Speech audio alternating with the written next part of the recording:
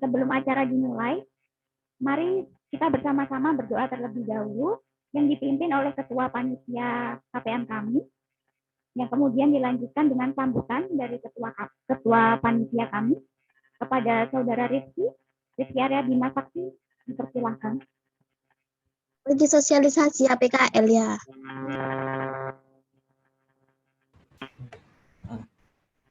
Assalamualaikum warahmatullahi wabarakatuh.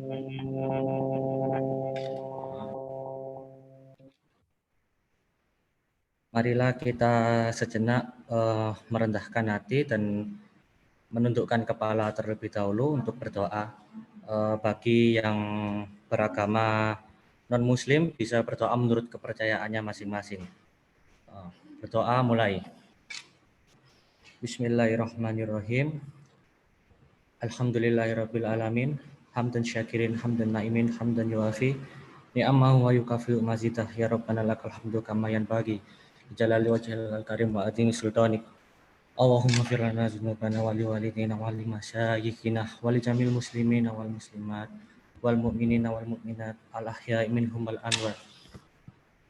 Allahumma inna nas'aluka salamatan fid din wad dunya wal akhirah wa afiatan fil jasad wa ziyadatan fil ilmi wa barakatan fil rizki wa taubatan qablal maut wa rahmatan indal maut wa magfiratan ba'dal maut wa najatan minan nari wal afwa indal hisab bi rahmatika ya arhamar rahimin. Rabbana la tu'akhidna in nasina aw akhtana. Rabbana wa la tahmil alaina isran kama hamaltahu 'alal ladzina min qablina. Rabbana wa la tuhamilna ma la taqata lana bi. Wa'fu 'anna waghfir lana warhamna anta maulana fansurna 'alal qaumil kafirin. Rabbana atina fid dunya hasanah wa fil akhirati hasanah wa qina adzabannar. Alhamdulillahirabbil alamin. Al-Fatihah.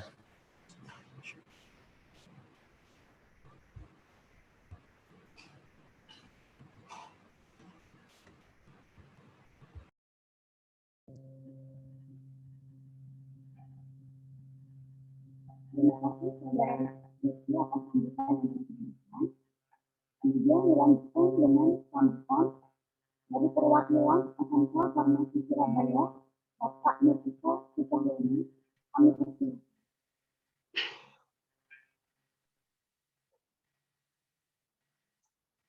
Tes dengar. Halo, tes. Jelas Pak. G. Sudah jelas ya? Jelas ya, Pak. Jelas Pak Eko. Oke. Bismillahirrahmanirrahim. Assalamualaikum warahmatullahi wabarakatuh. Alhamdulillahirrahmanirrahim. Allahumma sholli ala Muhammad wa ala Muhammad kama shallaita ala Ibrahim wa ala Ibrahim wa barik ala Muhammad wa ala Muhammad kama barakta ala Ibrahim wa ala Ibrahim fil alamin innaka Hamidum Majid. Rabbi shrah li sadri wa yassir li amri wahlul 'uqdatam min lisani yafqahu qawli amma ba'd. Sebelumnya saya ucapkan terima kasih pada Akademi Farmasi Surabaya yang memberi kesempatan kepada siswa SMK Farmasi Surabaya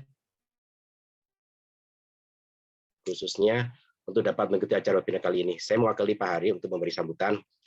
Sebenarnya seperti kegiatan ini sangat berguna sekali, terutama bagi siswa, apalagi dalam kondisi pandemi ini, mereka akan haus akan pengetahuan. Selama ini mereka terbiasa dengan pembelajaran daring, ya, daring walaupun daring, tapi paling nggak dengan adanya webinar ini mereka mungkin bisa mencas ilmu mereka, menambah ilmu mereka. Dan terima kasih pada dosen Akademi Farmasi Surabaya yang sudah kiranya untuk memberikan kesempatan untuk dan mengisi acara webinar kali ini, serta mahasiswa Akademi Farmasi Surabaya yang menyelenggarakan acara ini dan sudah kiranya untuk membagi ilmu pada adik kelasnya di SMK Farmasi Surabaya. Yang kedua, semoga acara ini dapat berlangsung dengan lancar dan dimudahkan, serta ilmu yang diberikan bermanfaat dan barokah. Dan kemudian hari mungkin hubungan ini nggak cuma berhenti di sini, mungkin bisa rutin, bisa mungkin tiap bulan, mungkin 3 bulan sekali atau 6 bulan sekali paling nggak ada. Soalnya ada di kelas sekalian di SMK Farmasi Surabaya harus akan ilmu, terutama yang berhubungan dengan kondisi seperti ini, seperti judul protokol kesehatan sama vaksinasi yang mereka sangat butuhkan juga, terutama berhubungan dengan mata pelajaran produktif. Mungkin salam dari Pak Hari sebagai kepala sekolah, dan semoga sukses. Terima kasih atas kesempatan dukungannya. Saya akhiri, wassalamualaikum warahmatullahi wabarakatuh. Waalaikumsalam Warahmatullahi Ternuwun Pak Eko. Oke.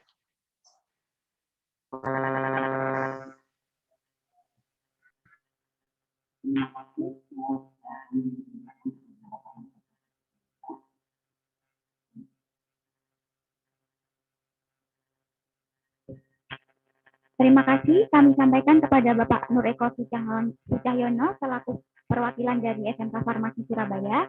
Nah, kemudian ada acara berikutnya cukup menarik untuk rekan-rekan simak ya. Bagi rekan-rekan SMK Farmasi Surabaya yang masih bingung, nanti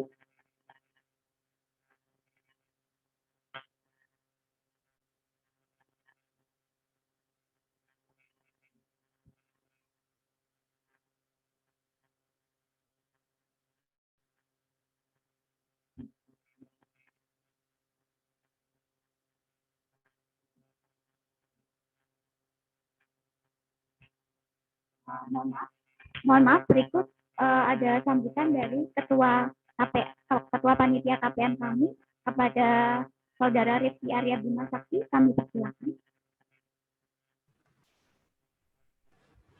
Assalamualaikum warahmatullahi wabarakatuh. Puji syukur kita panjatkan kehadirat Allah Subhanahu wa taala yang karena rahmat dan perlindungannya kita bisa melaksanakan kegiatan KPM ini walaupun via webinar ya, tapi teman-teman semuanya tidak luntur semangatnya untuk mencari ilmu. Yang saya hormati Ketua Yayasan Kefarmasian Surabaya, kemudian yang saya hormati Bapak Ari Subagio selaku Kepala Sekolah SMK Farmasi Surabaya, kemudian yang saya hormati Bapak Nur Eko Sucahyono selaku Wakahumas SMK Farmasi Surabaya, serta teman-teman yang saya banggakan. Pada kesempatan kali ini, izinkan saya untuk mengucapkan terima kasih kepada pihak SMK Farmasi Surabaya yang telah mengizinkan kami untuk menyelenggarakan kegiatan sosialisasi protokol kesehatan dan vaksinasi selama COVID-19. Dan juga saya sampaikan apresiasi ya untuk teman-teman yang mau join walaupun di hari Sabtu seperti ini, tapi tetap semangat ya teman-teman ya. Saya rasa tidak banyak yang bisa saya sampaikan. Semoga dengan diadakannya acara ini akan menambah wawasan atau keilmuan teman-teman terkait COVID-19, di mana COVID-19 ini masih menjadi tren ya, khususnya di protokol kesehatan maupun vaksinasi. Nanti tentu akan ada door prize yang menarik ya buat adik-adik sekalian ya. Saya rasa itu yang bisa saya sampaikan kepada adik-adik sekalian. Saya akhiri sambutan dari saya, kurang lebihnya saya mohon maaf. Wabillahi taufik wal hidayah. Wassalamualaikum warahmatullahi wabarakatuh. Waalaikumsalam.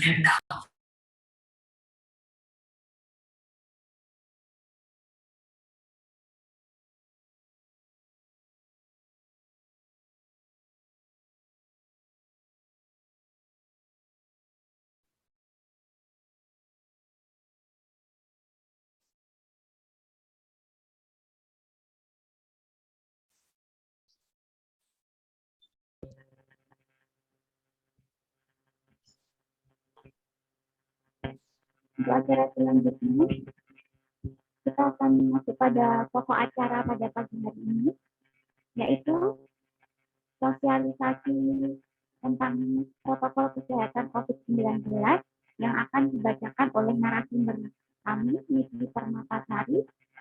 Saya akan membacakan sisi dari Mbak Niki Permatasari. Nama lengkap Niki Permatasari. Mbak Niki ini lahir di Surabaya pada 14 Mei tahun 1998.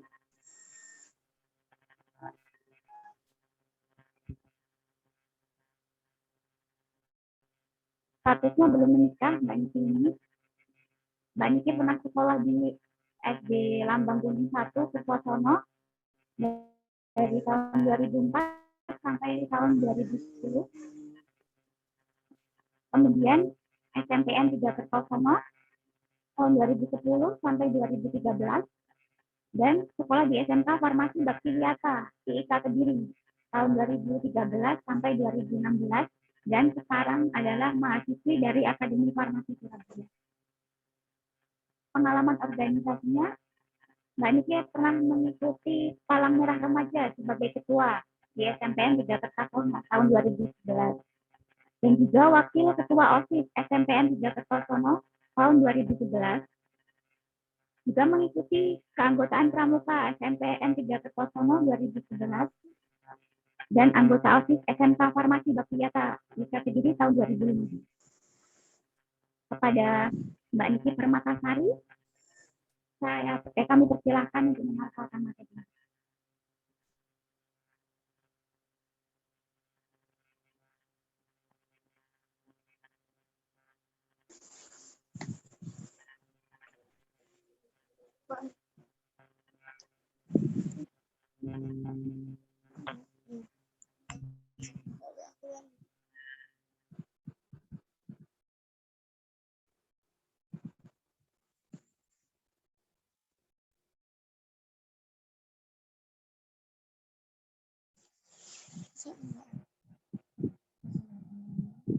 Lima.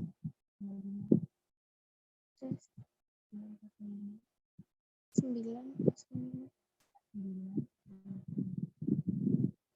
Terus tahun 85, 25, 19,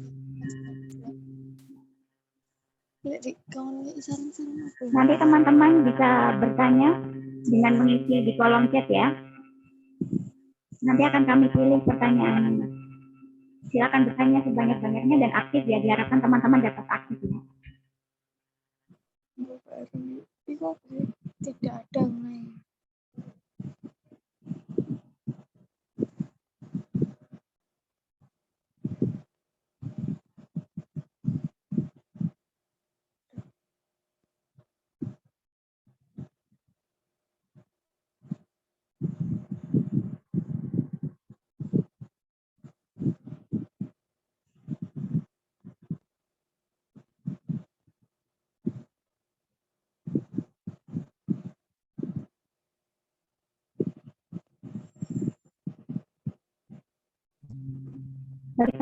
Teman-teman bisa mengisi link absensinya ya. Yang belum mengisi link absensi, monggo silakan diisi absensinya.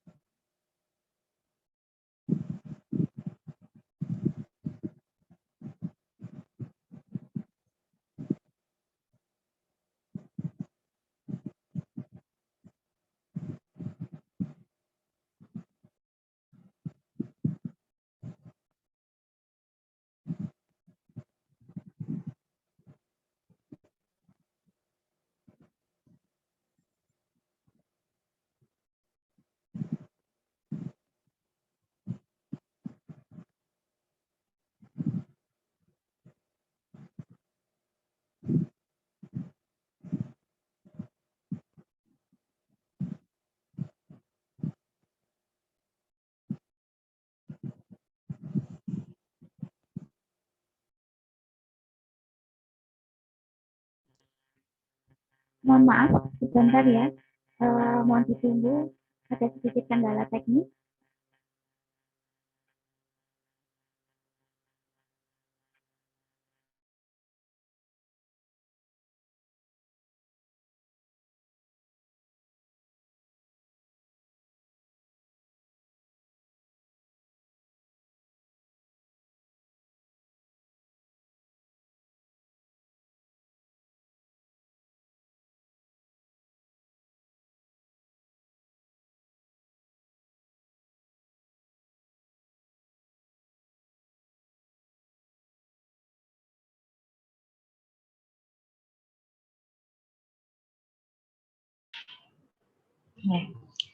Assalamualaikum warahmatullahi wabarakatuh. Waalaikumsalam warahmatullahi wabarakatuh. Ya, baik di sini untuk adik-adik dari SMK Farmasi Surabaya. Terima kasih untuk partisipasinya mengikuti seminar hari ini. Perkenalkan, nama saya Niki Permatasari. Saya adalah mahasiswa Akademi Farmasi Surabaya. Sekarang saya sedang kuliah di semester 6, semester terakhir. Dan saya akan mempresentasikan tentang protokol kesehatan terhadap COVID-19. Oke.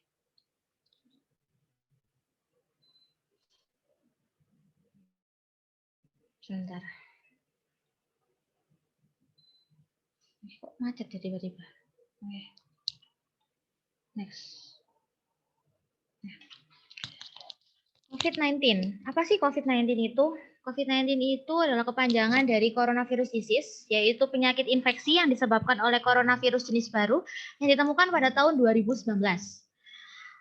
Bahaya apa sih coronavirus ini? Coronavirus ini adalah kumpulan virus yang bisa menginfeksi sistem pernafasan, jadi itu menyerang di bagian paru-paru kita dan bisa mengakibatkan infeksi paru-paru atau pneumonia. Pneumonia itu adalah radang paru-paru yang merupakan peradangan pada kantong di paru-paru yang dapat berisikan cairan. Gitu. Dan ini juga berbahaya sekali ya. Kemudian ada prevalensi dari COVID-19 sendiri. Oke. Untuk kasus di seluruh dunia sudah tercatat hingga 31 Maret 2021 kemarin sejumlah 129 juta kasus dengan jumlah kasus sembuh sekitar 73 juta dan kasus meninggal dunia 2,81 juta. Dan juga kasus di Indonesia sendiri ada jumlah kasus COVID-19 sekitar 1,51 juta dengan kasus sembuh yang hampir sama, yaitu 1,34 juta dengan kasus meninggal dunia 40.000 kasus. Ya. Gejala umum pertama yang harus kalian ketahui yaitu demam. Demam di atas 38 derajat Celcius itu adalah merupakan gejala umum dari COVID-19. Kemudian ada batuk dan juga pilek. Batuk di sini ya batuk kering ya, bukan batuk yang berdahak tapi batuk kering dan juga pilek. Kemudian gangguan pernafasan atau asma, sakit tenggorokan atau nyeri telan, letih dan juga lesu.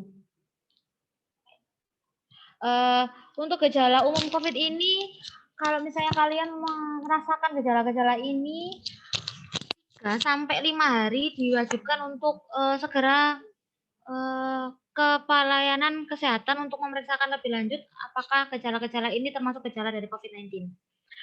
Kemudian adalah gejala COVID lainnya seperti penurunan indera penciuman dan perasa, jadi kita tidak bisa mencium dan juga merasakan sesuatu. Kemudian sakit kepala yang hebat, mual muntah saat makan, nyeri otot ini kadang terjadi juga, dan juga diare juga kadang terjadi juga.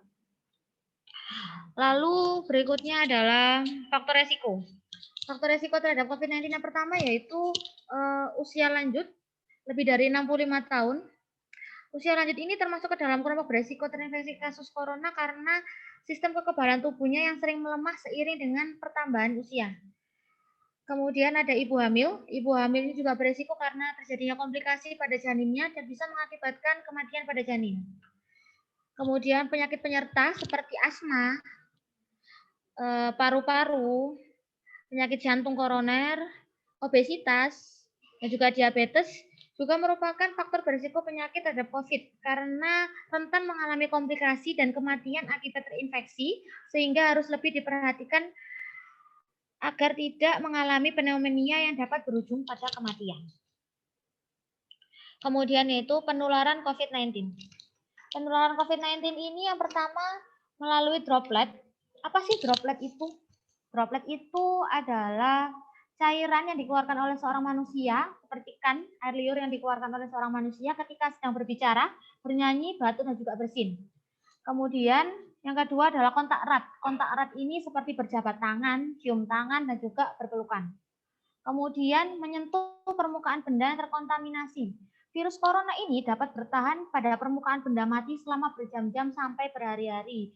Jadi untuk penularannya sangat cepat sekali. Kemudian melalui udara dan juga airborne. Apa sih bedanya droplet sama airborne itu?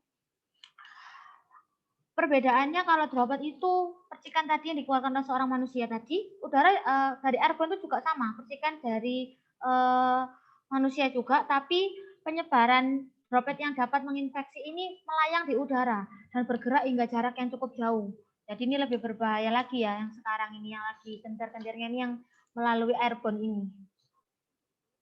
Kemudian tujuan protokol kesehatan sendiri untuk meningkatkan upaya pencegahan dan pengendalian COVID-19 bagi masyarakat di tempat umum. Nah, protokol kesehatan terhadap COVID ini mungkin adik-adik semua udah paham ya, beberapa yang sudah gencar dilakukan di banyak tempat untuk protokol kesehatan ini. Yang pertama yaitu memakai masker. Memakai masker ini bisa menggunakan masker kain minimal 2-3 lapis. Untuk masker kain ini sendiri bisa memfiltrasi atau menyaring 10-60% partikel yang masuk ke dalam tubuh. Untuk penggunaannya bisa digunakan hingga 3 jam. Jadi dianjurkan setelah 3 jam memakai masker kain bisa mengganti dengan masker kain yang baru. Kemudian selain masker kain juga ada masker medis. Masker medis di sini juga memiliki kemampuan untuk memfiltrasi partikel sehingga 95%. Ini lebih bagus dan lebih efisien juga daripada masker kain dan juga lama penggunaannya sekitar 4-6 jam. Jadi dianjurkan untuk setelah 6 jam untuk mengganti masker medis itu dengan masker medis yang baru walaupun tidak terlihat kotor, tapi tetap harus diganti. Kemudian yang berikutnya mencuci tangan. Mencuci tangan ini bisa dengan 2 cara, yaitu pertama dengan mencuci tangan dengan sabun dan juga air mengalir, diusahakan airnya mengalir. Dan yang kedua menggunakan hand sanitizer. Untuk kadar alkohol yang digunakan di hand sanitizer mulai 60% hingga 95%. Itu bisa efektif untuk membunuh kuman di tangan. Kemudian protokol kesehatan berikutnya yaitu menjaga jarak 1-2 meter. Kenapa sekarang sampai 2 meter? Karena itu tadi ada airborne. Airborne tadi penularannya kan melayang di udara dengan jarak yang jauh. Jadi disarankan untuk kalian menjaga jaraknya sampai 2 meter ya. Kemudian hindari berjabat tangan, hindari kerumunan, hindari untuk kumpul-kumpul bersama teman-teman dengan jarak yang sangat dekat itu harus dihindari. Kemudian pengukuran suhu badan. Pengukuran suhu badan ini digunakan kalau misalnya kita itu datang ke tempat-tempat umum, itu kita akan diadakan pengukuran suhu badan dan maksimal kalau mau masuk ke tempat-tempat umum itu sekitar 37,5 derajat Celcius. Itu maksimal banget kalian bisa diizinkan masuk ke tempat-tempat umum. Kemudian etika batuk dan bersin yang baik. Walaupun kita memakai masker, kita harus tetap menerapkan batuk dan bersin yang baik akan mengurangi penularan COVID-19 tersendiri. Kemudian protokol kesehatan berikutnya yang terakhir adalah perilaku hidup bersih dan sehat. Seperti mengkonsumsi makanan yang bergizi, 4 sehat 5 sempurna, lalu mengkonsumsi vitamin seperti vitamin A, vitamin B, vitamin C, vitamin D, E, dan juga zinc. Kemudian berolahraga minimal 30 menit sehari dan juga tidur istirahat yang cukup 7 jam sehari minimal.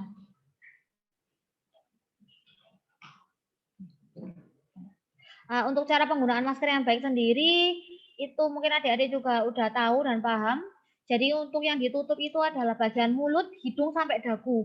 Jadi semuanya harus ditutup, jangan cuma kelihatan, hidungnya kelihatan itu jangan. Jadi semuanya harus ditutup. Kemudian bagian atas masker itu kan pasti ada kayak kawat yang kecil gitu ya, itu bisa untuk ditekan untuk mengikuti bentuk hidung adik-adik semua. Terus kalau lepas masker, jadi dari talinya ya, jadi jangan diusahakan jangan pegang bagian depannya. Kemudian kalau udah kalian buang maskernya, kalau bisa maskernya itu dipotong, soalnya biar nggak disalahgunain sama oknum-oknum yang nggak bertanggung jawab. Setelah itu kalian cuci tangan yang bersih karena kalian habis pegang masker tadi. Kemudian etika batuk dan bersin yang baik, tetap ya gunakan masker. Lalu tutup mulut dan hidung dengan lengan atas bagian dalam seperti ini ya. Kalau misalnya kalian itu bersin. Atau menggunakan tisu, itu juga boleh. Setelah itu tisunya harus dibuang. Jangan diletakkan di tempat-tempat yang bisa menimbulkan penularan COVID tadi. Setelah itu, kalau habis bersin, harus cuci tangan yang bersih ya. Terakhir, ya ini 5 cara mencuci tangan dengan baik. Mencuci tangan dengan sabun menurut WHO. Yang pertama itu basahi seluruh tangan dengan air mengalir. Kalau bisa pakai air mengalir ya. Lalu gosok sabun ke telapak punggung tangan dan sela-sela jari. Bersihkan juga bagian kuku. Kalau kuku kalian panjang atau tidak tetap dibersihkan. Lalu dibilas juga dengan air bersih dan mengalir. Lalu jangan lupa dikeringkan dengan tisu dan handuk.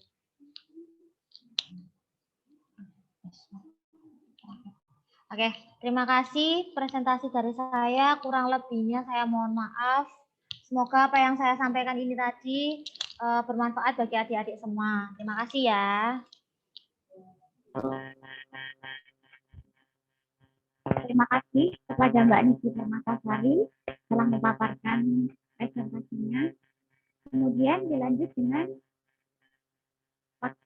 vaksinasi COVID-19 yang akan disampaikan oleh Ibu Sally Septi-Fendinata. Ibu Sally Septi-Fendinata ini lahir di Surabaya pada tanggal 9 September tahun 1986. Beliau pernah menempuh pendidikan S1 di Universitas Airlangga Surabaya pada tahun 2009 dan mengambil profesi apoteker di Universitas Airlangga Surabaya pada tahun 2010. Kemudian beliau mengambil magister farmasi di Universitas Surabaya pada tahun 2017. Beliau sekarang merupakan dosen dari Akademi Farmasi Surabaya dari tahun 2017 hingga sekarang. Juga pernah bekerja di RSUD Dr. Saiful Anwar Nawang pada tahun 2010 hingga 2014 sebagai apoteker. Dan sebagai apoteker pendamping di Kimia Farma Kawi Malang pada tahun 2012 hingga tahun 2014. Dan juga pernah menjadi apoteker di Puskesmas Tenggilis Surabaya pada tahun 2014 sampai 2014. Berikut merupakan penelitian-penelitian beliau yang banyak diteliti oleh beliau, sangat banyak dan sangat menarik. Tidak saya bacakan ya. Ini langsung saja kepada Ibu Sally Septi-Fendinata, saya persilakan.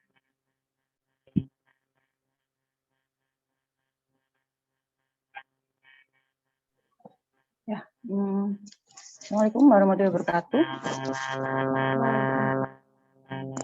Suara saya jelas? Atau dengung? Dengung ya?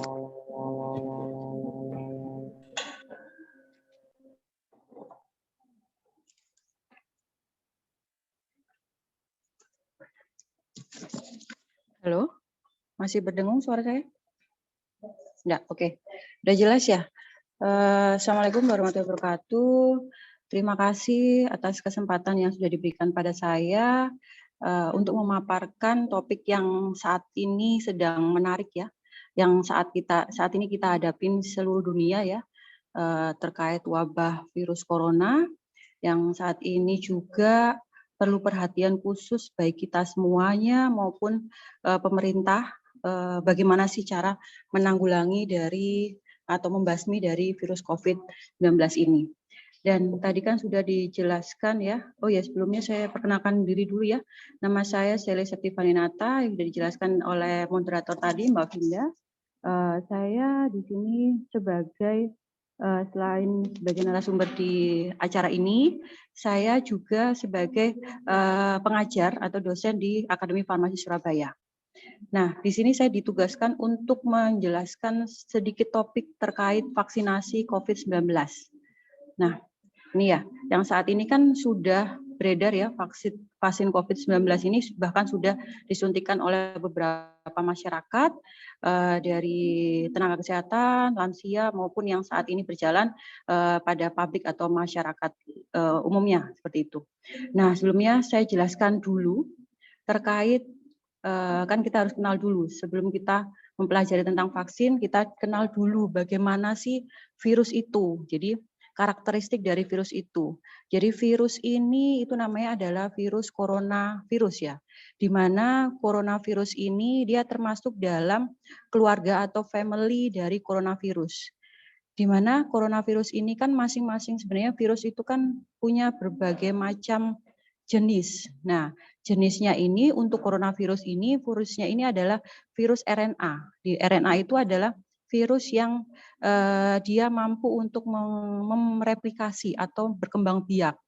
Di mana virus ini berbentuk bulat atau kapsul ya, yang ukurannya ini kurang lebih diameternya sangat kecil, yaitu 60 sampai 140 nanometer.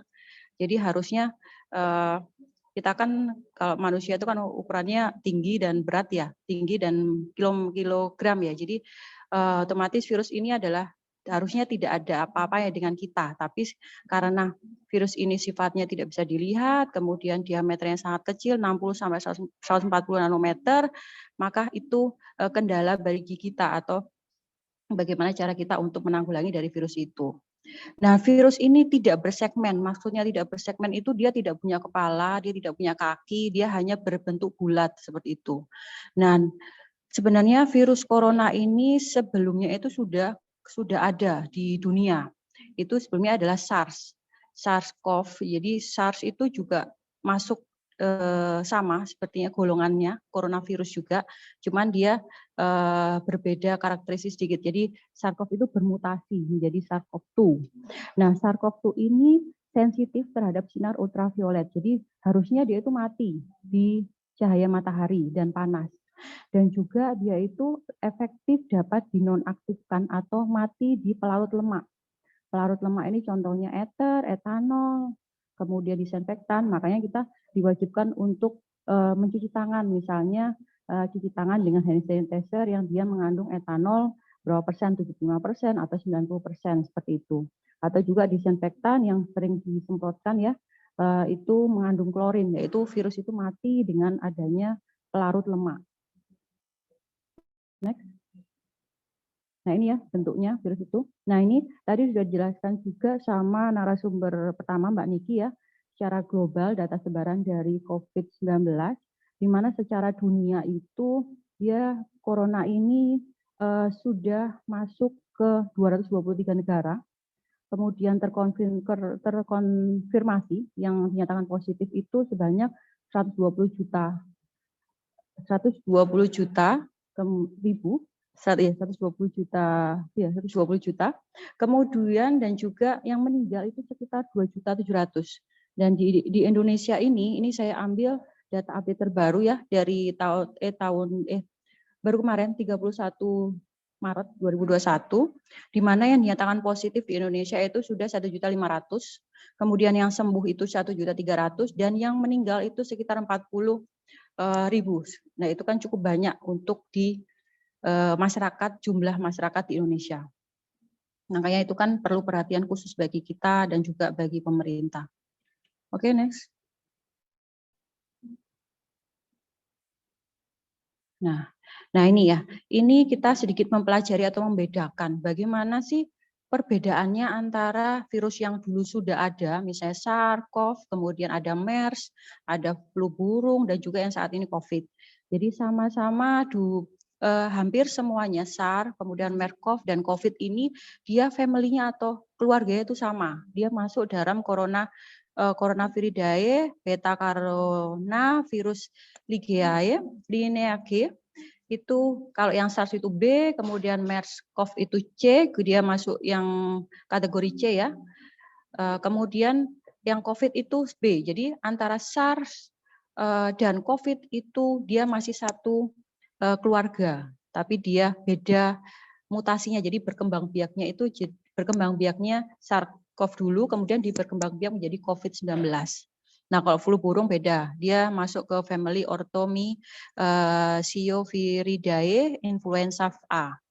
Nah, masing-masing kita juga perlu tahu masa inkubasi. Apa sih masa inkubasi? Jadi masa inkubasi itu adalah masa di mana seseorang itu terpapar oleh virus tersebut, kemudian sampai seseorang itu mengalami gejala pertama. Jadi misalnya kita berpergian misalnya 5 hari yang lalu, berpergian ke luar negeri misalnya ya. Kemudian ternyata gejalanya baru muncul saat ini. Nah, itu adalah masa inkubasi. Masa inkubasi itu berarti masa di mana virus tersebut itu masuk terpapar oleh kita, kemudian kita mengalami gejala. Nah, negara yang melaporkan pertama untuk COVID itu yang sudah tahu ya, itu adalah pada tahun 2019 itu di Cina, di Wuhan dan di Hubei. Dan hewan yang dugaan hewan yang menularkan ini sampai saat ini COVID masih memang belum jelas, tetapi karena kelompoknya atau keluarganya itu mirip dengan SARS, jadi diduga itu karena kelelawar. Kemudian transmisinya tadi sudah dijelaskan sama Mbak Niki ya. Kalau transmisinya ini dia droplet. Sebentar ya.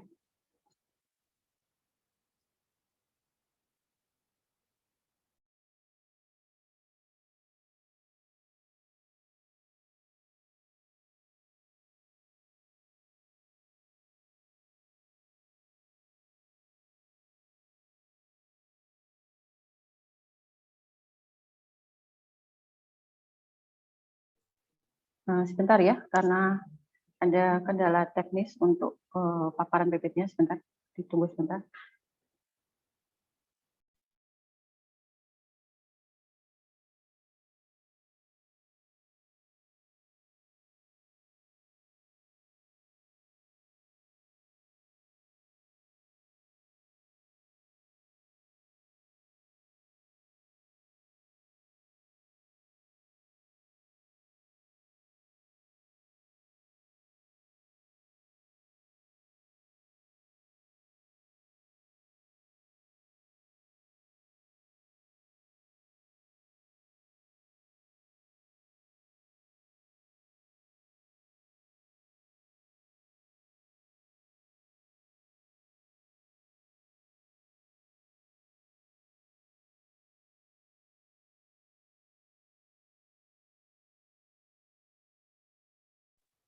Oke, saya lanjutkan lagi ya.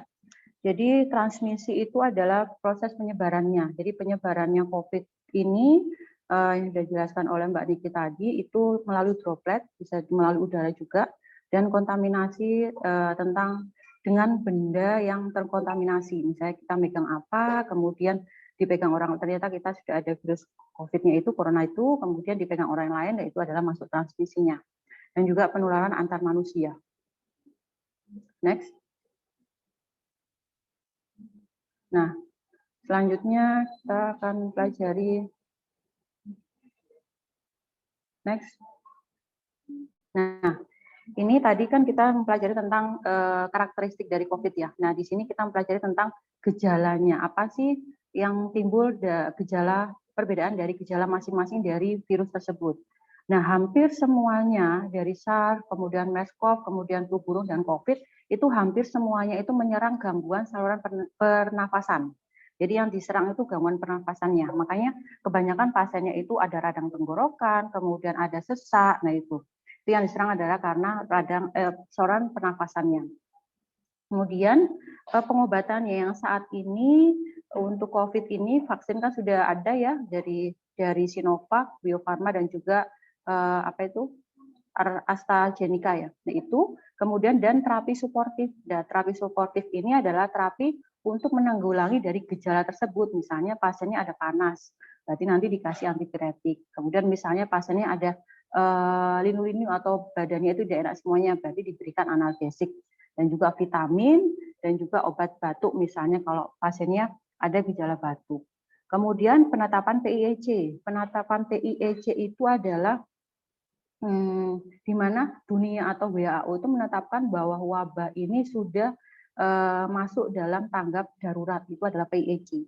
Nah, untuk SARS itu memang SARS, MERS-CoV itu dan flu burung itu juga wabah yang datang di dunia, tapi WHO masih belum menetapkan itu adanya tanggap darurat atau PIEC. Makanya dulu waktu ada wabah SARS itu kan tidak se-booming yang di COVID saat ini. Kemudian dan kasus di Indonesia pasti sudah ada yang tadi ya untuk terkonfirmasi sekitar 1.500.000 kalau nggak salah tadi. Nah, next. Nah, ini saya hanya mengulangi lagi yang sudah dijelaskan sama Mbak Niki ya. Sebelum kita melakukan vaksinasi dan juga setelah kita melakukan vaksinasi, kita juga perlu adanya melakukan pencegahan supaya terlindungi dari wabah virus corona ini. Jadi perlindungannya itu mulai dari perlindungan diri sendiri dan juga perlindungan kepada masyarakat. Jadi selain kita melindungi diri sendiri, kita juga wajib melindungi oleh masyarakat sekitar kita. Pertama itu individu, perlindungan diri sendiri pastilah kita jangan lupa terhadap 3M. 3M itu ada memakai masker, kemudian mencuci tangan pakai sabun, dan juga mengikuti langkah tadi ya Mbak Niki, menurut standar WHO, kalau memang tidak ada sabun, kita bisa menggunakan hand sanitizer yang dia mengandung etanol, seperti itu, yang bisa membasmi dari virus COVID tersebut. Dan juga menjaga jarak. Nah, menjaga jarak itu yang tadi sudah jelaskan, minimal itu adalah 1 sampai 2 meter, karena terkait adanya percikan droplet atau udara yang akan menyebarkan virus COVID tersebut. Nah, 3 minimal ini yang harus wajib dilakukan oleh setiap individu manusia. Nah, kemudian ada tambahan lagi itu adalah mengkonsumsi gizi seimbang. Jadi kita harus mulai sekarang COVID tidak perlu kita jaga saya mau diet mau kurus dah. Untuk kondisi COVID saat ini kalau bisa untuk keadaan seperti itu setidaknya dihindari, tapi tetap harus misalnya nggak boleh ya kita tetap berarti kalau misalnya makannya banyak boleh kan kita makan kolesterol yang banyak, kemudian daging-daging yang banyak, kemudian minum minuman yang tidak bergizi seperti itu, yaitu perlu diperhatikan juga. Jadi tetap kita makan yang banyak tapi mengandung gizi yang seimbang, dan juga menjaga daya tahan tubuh. Daya tahan tubuhnya dengan cara istirahat yang cukup, kemudian olahraga, dan juga kita kurangi stres, dan kita harus senang-senang terus, dan juga kendalikan apabila kita mempunyai penyakit komorbid misalnya sesak, kemudian misalnya ada hipertensi, nah itu harus dikendalikan, harus diterapi secara rutin. Nah, selain individu, kita juga harus perlindungan kepada masyarakat. Jadi perlindungannya dengan cara apa? Yaitu pertama adalah mencegah, mendeteksi, dan merespon. Jadi mencegah ini, ya ini seperti yang kondisi acara saat ini ya, kita sosialisasi. Jadi kita sosialisasi kepada masyarakat bagaimana sih cara pencegahan COVID terkait protokol. Kemudian media KIE misalnya yang ada di di sosial media, kemudian screening, kemudian juga pengaturan tempat dan sarana untuk 3M tersebut dan disinfektan. Dan juga mendeteksi kalau misalnya ada kelompok-kelompok khusus, kelompok yang berisiko untuk terkait COVID tersebut. Dan juga merespon ini adalah apabila misalnya di sekitar kita ada yang terkonfirmasi positif, nah itu kita harus melakukan tracing, treatment, tracing, testing, treatment, dan juga lokalisir. Jadi kalau tracing itu kita lacak pasien tersebut yang terkontaminasi positif itu sebelumnya dia kontak sama siapa aja. Nah itu kemudian testing, kita lakukan tes untuk cek labnya, kemudian treatment, kita lakukan pengobatan, dan lokalisir itu melakukan pembersihan atau untuk disinfektannya. Next. Nah ini saat ini imunisasi itu adalah cara yang paling efektif untuk mencegah penyakit yang berbahaya ini, supaya kita bisa mencegah virus ini atau mematikan virus ini dengan vaksin tersebut. Next. Nah, tujuannya apa sih vaksin itu? Jadi sebelum kita masuk ke tujuan, kita harus tahu dulu vaksin itu apa dulu. Jadi vaksin itu adalah upaya untuk meningkatkan atau menimbulkan kekebalan seseorang secara aktif dengan cara pemberian antigen. Jadi orang tersebut itu sebenarnya sehat, tetapi kita suntikan antigen. Antigen itu adalah virus yang sama. Misalnya kita masukkan virus COVID, tapi virus COVID-nya itu kita modifikasi. Kita modifikasi supaya virus itu tidak menyebar atau tidak bermutasi seperti itu. Nah, tujuannya adalah merancang pembentukan zat aktif penyakitnya supaya pada saat antigen itu masuk, jadi antigen itu atau virus itu masuk ke dalam tubuh kita tapi sudah dimodifikasi.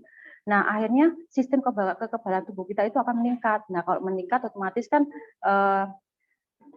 imun kita sendiri yang akan melawan dari virus tersebut seperti itu. Prosesnya adalah antigen diberikan kepada dibuat sedemikian rupa atau dimodifikasi sedemikian rupa sehingga tidak menimbulkan rasa sakit. Maksudnya itu tidak memberikan efek yang malah memperburuk dan juga mampu merangsang sel limfosit. Jadi mampu merangsang sel limfosit itu adalah tubuh kita sendiri yang mengetahui, oh ada antigen masuk, berarti limfosit kita bekerja untuk menghasilkan antibodi yang sangat banyak seperti itu. Next.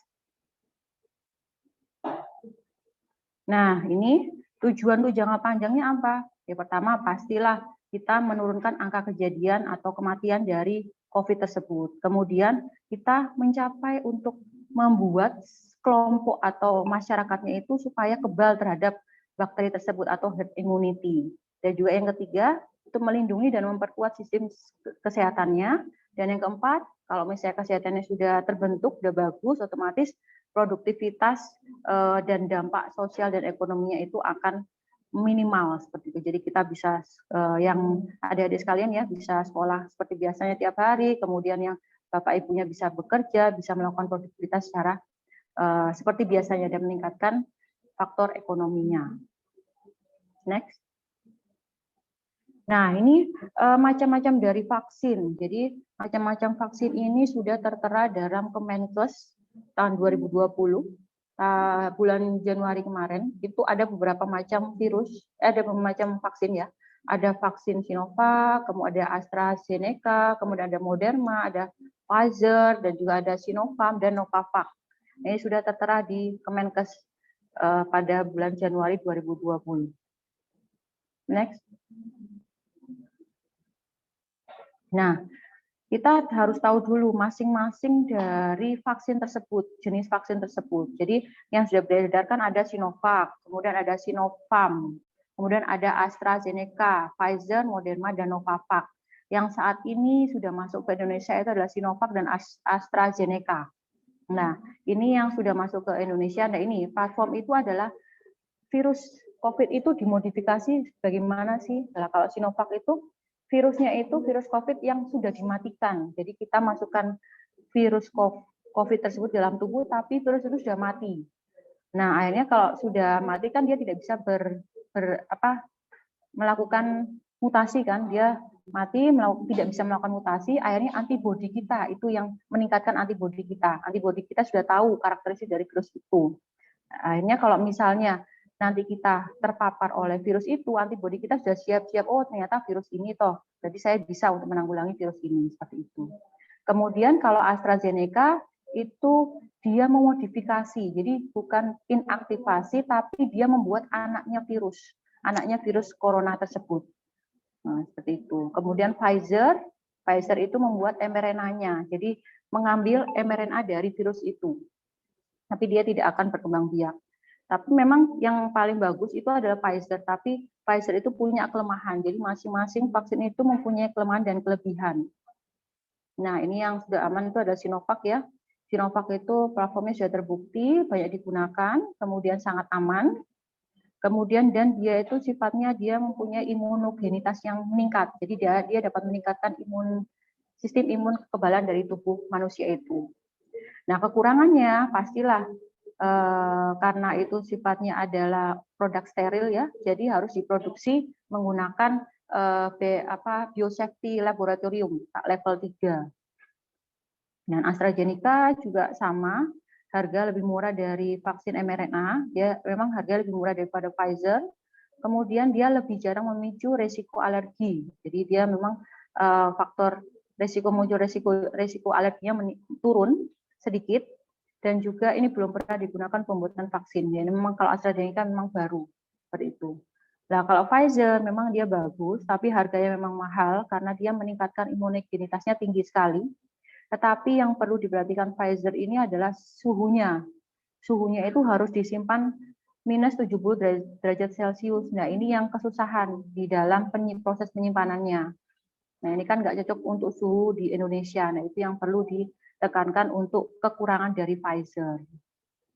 Next. Nah, ini ya. Ini penyimpanannya ya. Kalau misalnya Sinovac itu masih bisa teratasi, dan juga AstraZeneca juga masih bisa teratasi, suhunya 2-8 derajat Celcius, masih bisa di cool pack ya, di suhu kulkas masih bisa. Kemudian masing-masing itu sudah melewati uji klinik. Jadi vaksin itu pasti melewati beberapa uji. Dan ini dosisnya untuk Sinovac itu dia diberikan 2 kali dosis, jadi 2 kali pemberian pada hari pertama dan juga pada 14 hari berikutnya. Tapi kalau misalnya AstraZeneca itu dia hari pertama, kemudian di hari 28 berikutnya baru diberikan lagi untuk dosis kedua. Dosisnya jumlahnya sama, miligramnya sama, tetapi pemberiannya atau rentangnya itu yang berbeda. Next. Nah, secara umum ini kita perlu tahu dulu ya, pembuatan vaksin itu secara normal itu memang membutuhkan jangka waktu yang lama, antara 10-15 tahun. Karena perlu melewati beberapa fase.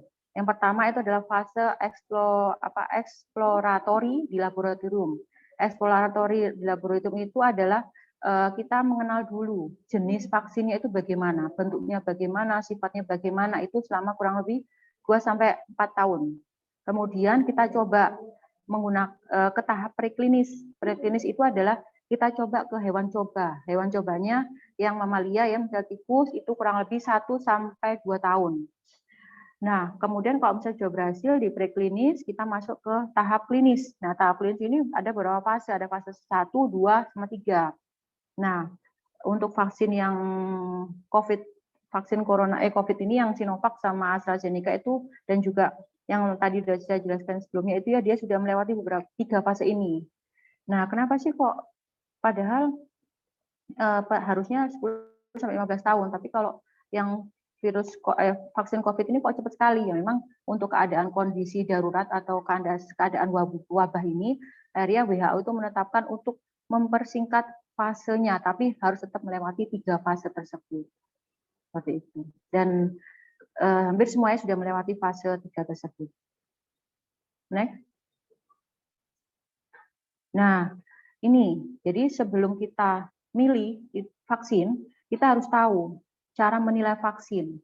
Jadi cara menilainya itu dilihat dari imunogenitasnya, dilihat dari efikasinya, dan dilihat dari efektivitasnya. Kalau imunogenitasnya itu adalah bagaimana peningkatan dari antibodi itu pada saat vaksin itu disuntikan. Apakah misalnya antibodinya yang ditingkatkan itu tinggi atau baik atau seperti apa, itu dilihat dari imunogenitasnya. Kan tadi kan kalau Sinovac itu kan imunogenitasnya itu baik, tapi kalau misalnya Pfizer dia imunogenitasnya tinggi karena dia memproduksi antibodinya memang sangat banyak untuk yang Pfizer. Kemudian dilihat dari efikasi. Kalau dari lihat efikasi itu adalah estimasi penurunan kejadian infeksi COVID itu terhadap orang yang mendapatkan vaksin dan orang yang tidak mendapatkan vaksin. Jadi tadi kan uji vaksin itu kan ada uji eksploratori, kemudian ada uji preklinik dan klinik. Nah, pada uji klinik yang di fase 1, 2, 3 itu masuk nilai dari efikasi. Jadi ada pasien yang dikasih, ada kelompok pasien yang dikasih intervensi vaksin COVID. Kemudian ada pasien yang dia hanya placebo, dia tidak ada apa-apa, hanya disuntikan biasa. Nah, itu efikasinya bagaimana dari penurunan kejadian tersebut. Kemudian yang ketiga adalah efektivitas. Nah, kalau efektivitas ini adalah kemampuan vaksin itu dalam menurunkan angka kejadian pada populasi masyarakat yang sebenarnya. Jadi kalau efektivitas itu dinilainya ya saat ini, pada saat vaksin ini sudah disuntikan di masyarakat. Bagaimana sih turun apa enggak jumlah kejadian COVID ini? Tapi secara gambaran, menurut informasi, efektivitas dari sejak disuntikan vaksin Sinovac dan AstraZeneca itu hampir semua rumah sakit mengalami penurunan kejadian untuk pasien COVID. Ini masih tahap proses observasi. Oke, terus lanjut.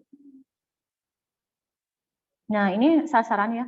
Sasaran masyarakat di Indonesia yang perlu divaksin itu jumlahnya adalah 181,5 juta jiwa. Nah, pertama ini kloter dari petugas kesehatan ya, ini sudah selesai kayaknya. Sudah selesai sekitar 1,4 juta, 46 juta. Kemudian petugas publik dan lansia ini yang masih jalan ya, masih proses jalan sekarang. Nah, untuk yang kloter ketiga ini masyarakat yang rentan, karena kan kriterianya untuk mendapatkan vaksin lama-kelamaan sudah diperluas ya. Yang dulunya misalnya tidak boleh untuk pasien yang penyakit hipertensi, kemudian yang tidak boleh untuk pasien misalnya rentan misalnya diabetes atau jantung.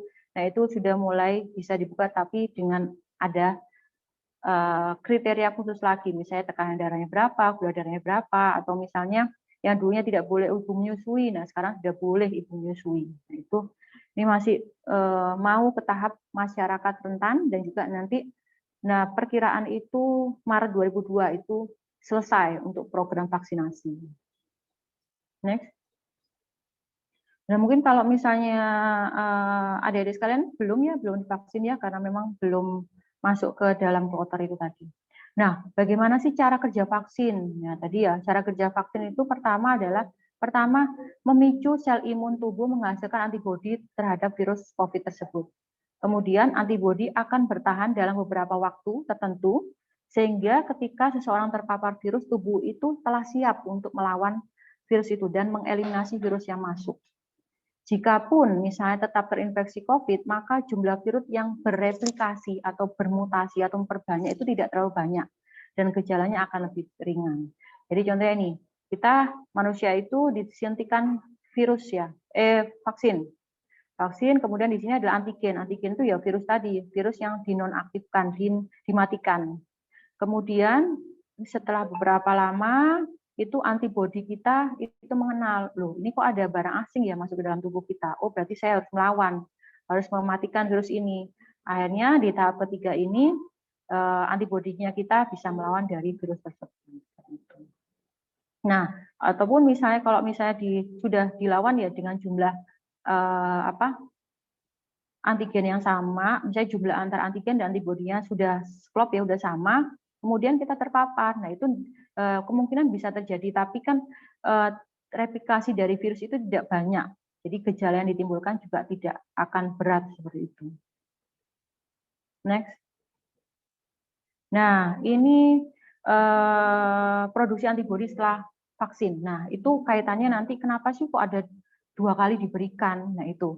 Jadi pertama kita berikan vaksin pertama, kita suntikan, kemudian secara berapa hari itu masuklah ke respon imun kita muncul. Respon imun kita muncul pertama. Kemudian tapi lama-kelamaan kan akan turun kan respon imun kita. Turun, kemudian kita suntikan lagi. Kita suntikan lagi vaksin yang kedua di hari ke-14 atau ke-28 ya. Kemudian antibodi kita akan mengenali loh, ternyata virusnya sama yang diberikan. Berarti saya harus meningkatkan lagi kerja saya buat membunuh vaksin ini, membunuh virus ini. Berarti dia akan kerjanya akan lebih meningkat seperti itu. Kemudian dia akan turun lagi.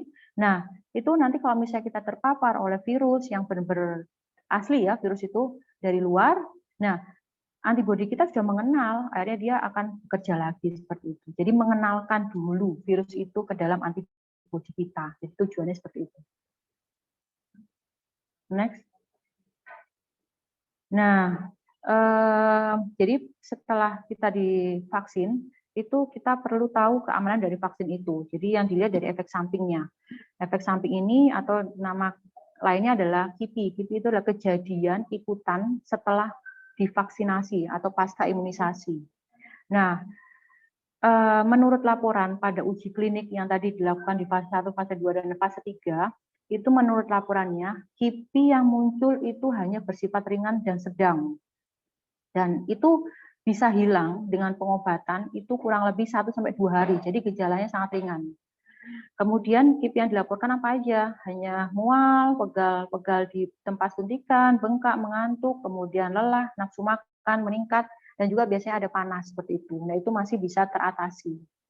Nah, tetapi kalau misalnya ada kejadian misalnya KIPI yang berat itu harus dilaporkan laporan tersebut. Makanya setelah divaksinkan kita harus tunggu dulu 30 menit supaya mendeteksi KIPI yang muncul apa sih seperti itu. Dan Ketua Komnas KIPI sebanyak 64% orang yang divaksin itu mengalami imunisasi stress related response. Jadi yang muncul KIPI itu kebanyakan orang-orang yang dia itu sebelum divaksin itu dia sudah cemas atau sudah mengalami stres. Yang itu yang bisa muncul gejala dari KIPI tersebut. Jadi makanya pada saat sebelum divaksin ya kita biasa aja, seperti biasa aja. Tapi harus istirahat yang cukup. Next. Nah, bagaimana sih cara kita untuk mengatasi efek samping tersebut? Jadi efek samping tadi yang KIPI tadi itu bersifat individual dan bervariasi. Jadi efek samping itu tidak timbul misalnya orang satu dan orang kedua efek sampingnya sama, itu berbeda. Jadi tiap-tiap orang dia punya karakteristik sendiri-sendiri. Dan pengatasannya disesuaikan dengan kondisi dan sebagian besar tidak memerlukan terapi atau tindakan medik dan akan hilang 1-2 hari. Jadi kalau misalnya tadi ada bengkak ya atau rasa sakit di tempat suntikan ya kita kompres dengan air dingin seperti itu. Kemudian setelah divaksin kita harus beristirahat dan juga jangan mengendarai kendaraan apabila setelah divaksin karena ada rasa ngantuk seperti itu. Dan juga KIPI yang perlu dilaporkan ke petugas akan mendapatkan penanganan. Jadi kalau misalnya ada KIPI yang di luar tadi yang pada uji klinik yang muncul itu, yang di luar uji klinik tadi itu dilaporkan ke petugas supaya mendapatkan penanganan. Nah saat ini kan beredar ada muncul pengenceran darah ya, yaitu masih belum ini sih, masih belum tahu apakah memang benar seperti itu atau tidak. Next. Tapi untuk penggunaan vaksin Sinovac dan Sinovac ini sepertinya belum ada kejadian yang berat untuk KIPI-nya. Jadi mengapa, ini pertanyaan lagi, mengapa ada yang sudah divaksin tapi masih terinfeksi COVID? Ya tadi, pembentukan antibodi itu memerlukan waktu. Jadi pada saat kita masukkan antigen masuk ke dalam tubuh kita, antibodi itu perlu waktu untuk membentuk. Nah, jika terpapar virus kurang dari 28 hari setelah divaksin, nah maka antibodi yang terbentuk itu belum optimal, maka kekebalannya itu akan belum terjadi, makanya orang itu bisa terinfeksi. Misalnya contohnya gini, kita divaksin sekarang, kemudian besoknya kok ada gejala ya, gejala panas, kemudian ada batuk, mirip-mirip COVID kayak gitu, ternyata dicek dia positif, loh kok bisa ya? Ya karena memang antibodinya belum muncul, belum terbentuk secara optimal seperti itu. Kemudian kalaupun antibodi sudah terbentuk, respon setiap orang dalam pembentukan antibodi itu bersifat individu atau bervariasi. Jadi misalnya mungkin jumlah antibodi yang terbentuknya sedikit. Jadi memang jumlah antibodi dari tiap-tiap individu itu berbeda-beda. Ada yang pasien A itu jumlahnya banyak, kemudian yang pasien B jumlahnya sedikit. Nah itu dipengaruhi oleh sistem imun dari masing-masing tubuh manusia itu sendiri. Kemudian walaupun antibodi sudah terbentuk, virus yang memaparkan banyak sehingga antibodi yang ada tidak bisa memproteksi maksimal. Jadi antibodinya sudah terbentuk tapi dia tidak bisa menjaga, dia tidak mematuhi protokol kesehatan, dia tetap di luar, tidak menjaga jarak, akhirnya virus yang masuk itu banyak. Akhirnya antibodi yang sudah terbentuk itu tidak maksimal untuk membunuh virus tersebut. Nyatanya yang divaksin umumnya gejala COVID lebih ringan jika terinfeksi karena bagaimanapun sudah terbentuk antibodinya. Nah, makanya kalau bisa setelah divaksin itu jangan keluar-keluar dulu. Jadi biarkan tubuh kita itu memproduksi antibodi sebanyak-banyaknya. Nah itu. Nah kalau udah memproduksi antibodinya sudah banyak, otomatis kan kita sudah terproteksi kalau misalnya kita terpapar virus corona tersebut. Terus next. Nah, apa yang dilakukan kalau misalnya kita setelah vaksin? Ya, setelah vaksin ya, memang tidak ada kriteria khusus, kita tidak boleh makan apa, itu tidak ada. Kita tetap beraktivitas seperti biasanya, tetapi harus patuhi protokol kesehatan, yang 3M tadi minimal. Kemudian makan sehat, istirahat yang cukup, kemudian kalau misalnya ada penyakit komorbid, tetap harus mengontrol kesehatannya, minum obat hipertensi secara teratur, kemudian kalau misalnya ada diabetes tetap harus minum OAD-nya secara teratur, kalau misalnya ada asma tetap harus minum obat asmanya. Tetap patuhi protokol kesehatan minimal 3M tadi, dan juga ada 2 ya tambahan tadi ya, makan gizi yang seimbang, dan juga pola hidup sehat, istirahat yang cukup, dan apa tadi, minum vitamin ya. Kemudian belum ada informasi atau data interaksi vaksin COVID dengan vaksin yang lain, namun perlu diperhatikan dalam pemberian vaksin. Jadi maksudnya itu adalah pada saat disuntik vaksin, kalau bisa itu tidak berbarengan dengan penyuntikan vaksin lainnya.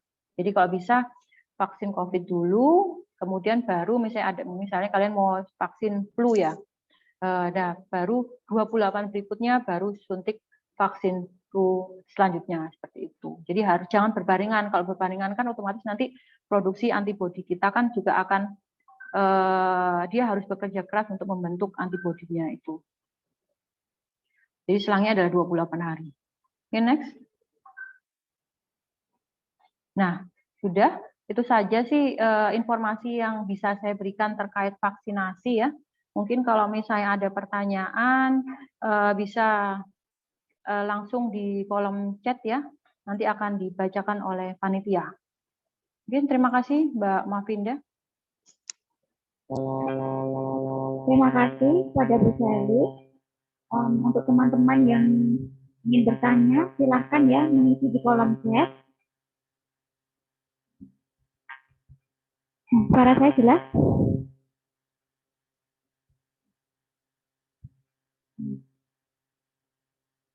Untuk teman-teman yang ingin bertanya, silahkan mengisi di kolom chat. Dengar ya suara saya?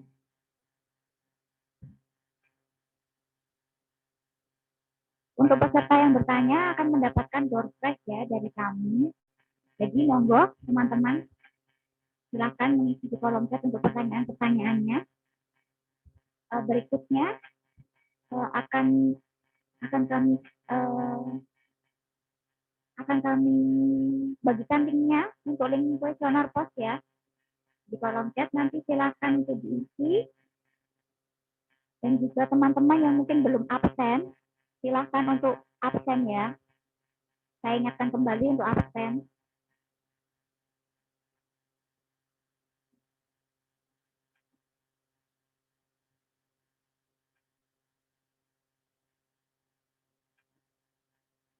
Sembari kami menunggu pertanyaan yang masuk, berikut akan ada video dari Akademi Farmasi. Untuk teman-teman SMK Farmasi Surabaya yang mungkin masih bingung, nanti ingin sekolah di mana atau lanjut kuliah di mana, silakan disimak video dari kami.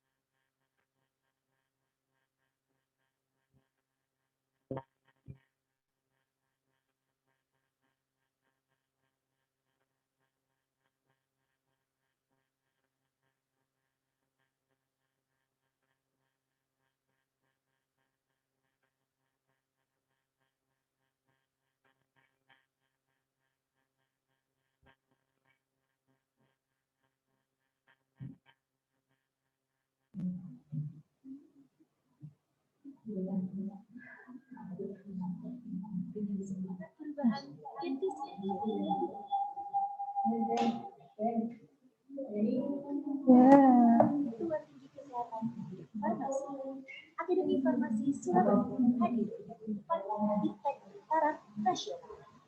Akademi Farmasi Surabaya berdiri sejak 31 Desember 2010 dan beralamatkan di Jalan Kusuma Madia nomor 81 Surabaya. Yayasan Kefarmasian Surabaya dan Farmasi Surabaya hadir membawa misi untuk mengembangkan dan menyelenggarakan penelitian yang berbasis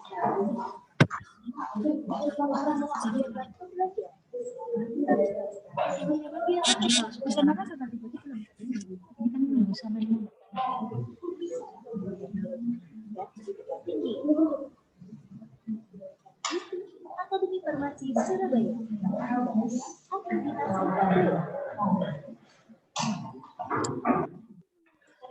Mahasiswa integritas dan profesional serta menghadapi dunia Farmasi Surabaya kegiatan praktek kerja lapangan yang dilakukan di beberapa rumah sakit yang sudah bekerja sama dengan Farmasi Surabaya.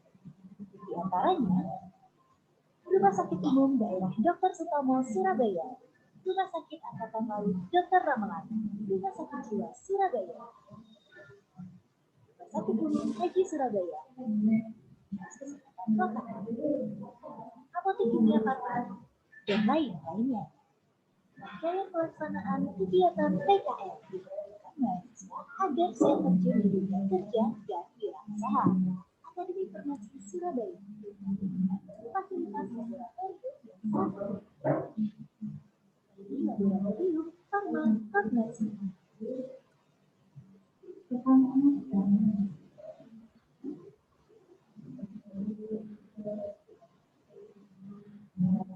Laboratorium kimia.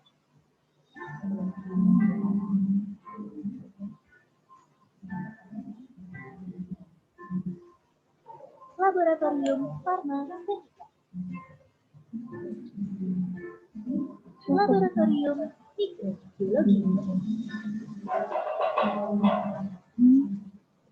Laboratorium komputer. Perpustakaan.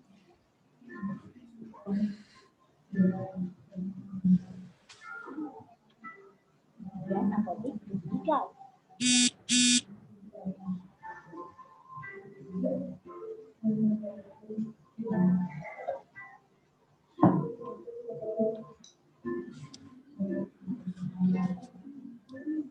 Kapten keterampilan mahasiswa dibentuk.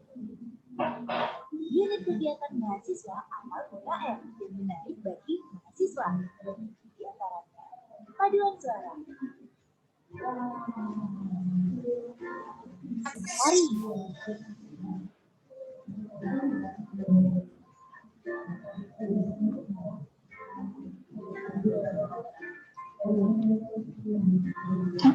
shuttle silat, dan lain-lain.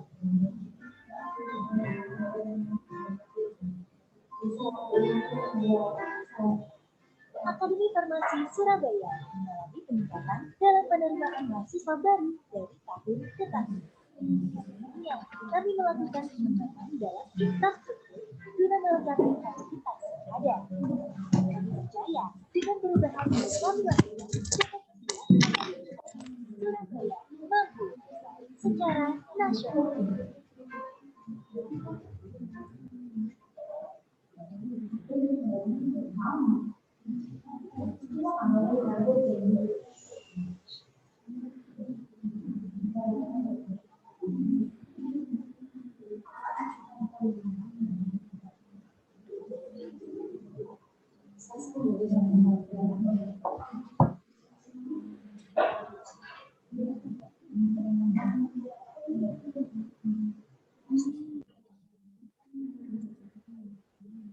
Ya, terima kasih, Mbak. Habis ini tim PMB langsung masuk atau mau sesi tanya jawab dulu ini?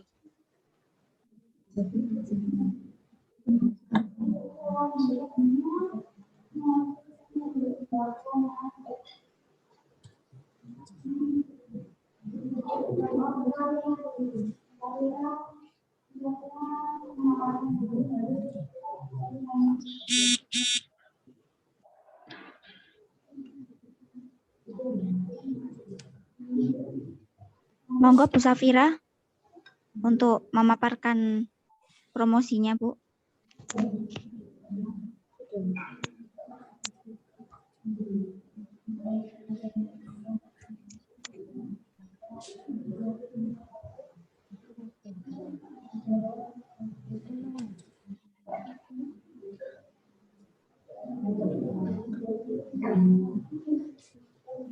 Mbak, minta tolong dong itu PPT-nya diputarkan.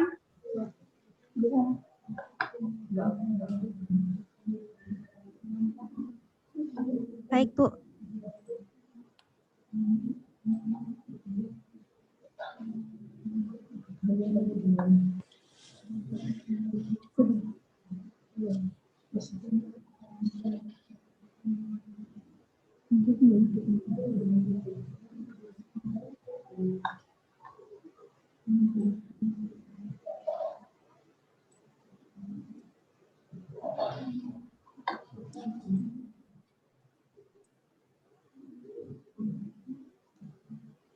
Ya, terima kasih Bu Seli dan teman-teman dari Akademi Farmasi Surabaya yang sudah memberikan materi webinar pada pagi hari ini.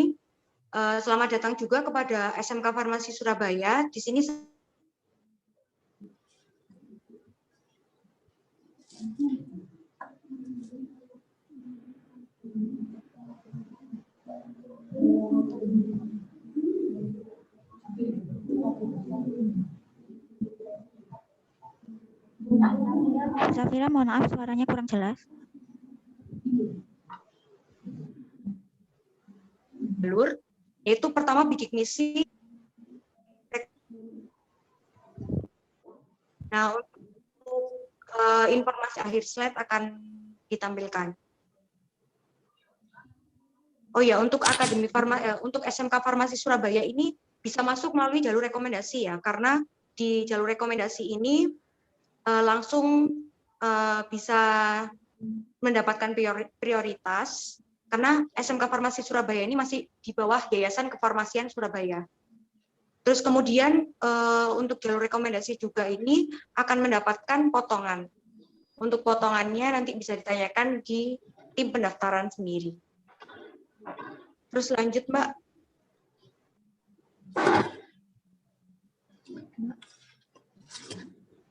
Saya bisa pinjam cap-capan metode itu habis. Oke. Nggak bisa lagi. Belum berubah ya, Mbak? Dalam?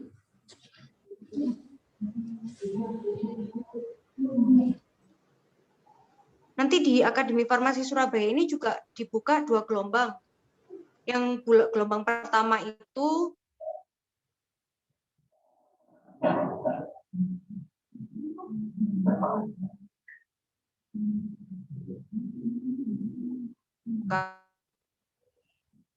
Mohon maaf, Bu Safira, suaranya terputus.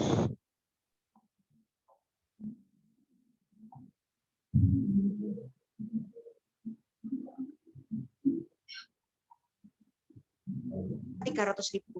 Mungkin saya itu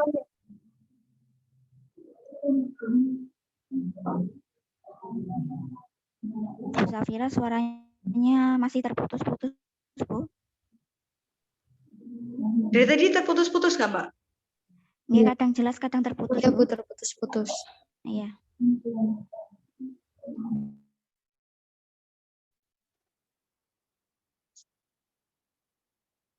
Nah, tanggal-tanggal pentingnya